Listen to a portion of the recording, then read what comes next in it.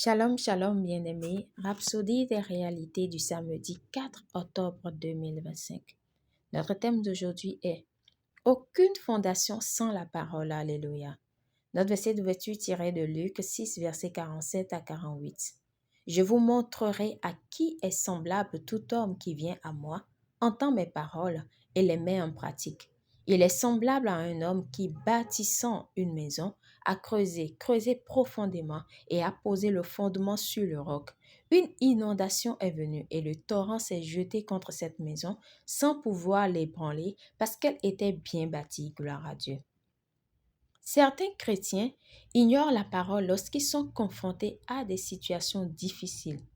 Par exemple, s'ils rencontrent une difficulté et vous essayez de leur faire comprendre ou attirer leur attention sur la parole, ils diront « Je sais que c'est ce que la parole dit, mais… » Ils vous disent indirectement de mettre la parole de côté, ils veulent une autre solution. Ce faisant, ils rejettent et résistent à l'aide venant de Dieu. Le Saint-Esprit ne fera rien sans la parole. Tout ce qui se passe sans la parole échouera. Rappelez-vous ce que le Seigneur Jésus a dit dans notre passage d'ouverture ci-dessus. Il a donné une parabole sur l'homme qui a bâti sa maison sur le sable et celui qui a bâti la sienne sur le roc.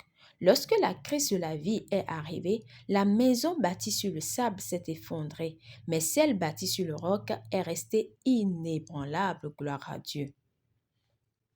Il a ensuite expliqué que celui qui avait bâti sa maison sur le roc était celui qui avait bâti sur la parole, qui avait fait de la parole son fondement.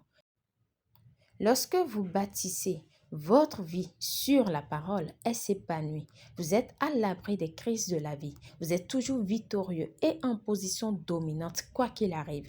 Mais sans la parole, tout ce que vous avez est vide.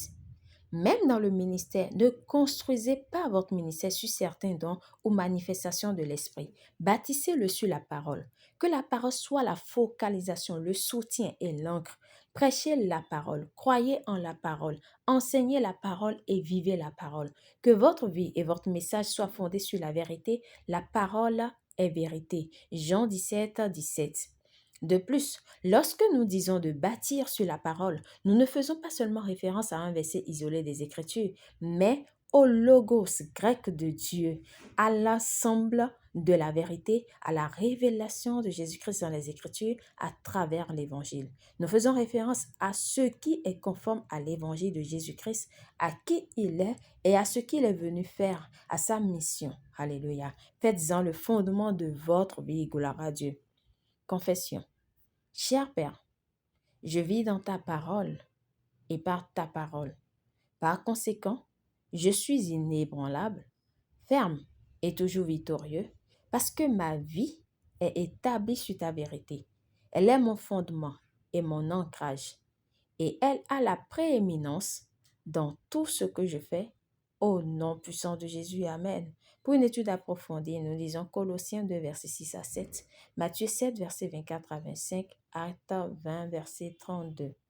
À présent, nous aimerions vous donner l'opportunité de recevoir le Seigneur Jésus-Christ comme Seigneur et Sauveur de votre vie.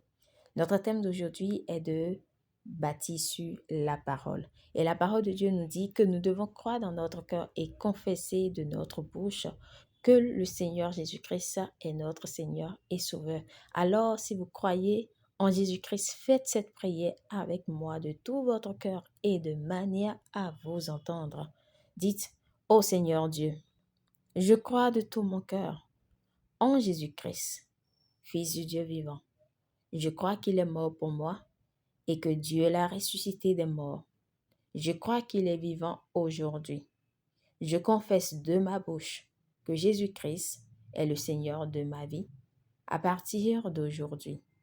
Par lui et en son nom, j'ai la vie éternelle. Je suis né de nouveau. Merci Seigneur d'avoir sauvé mon âme.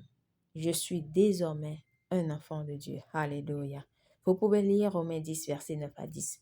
Félicitations si vous avez fait cette prière, vous êtes désormais un enfant de Dieu.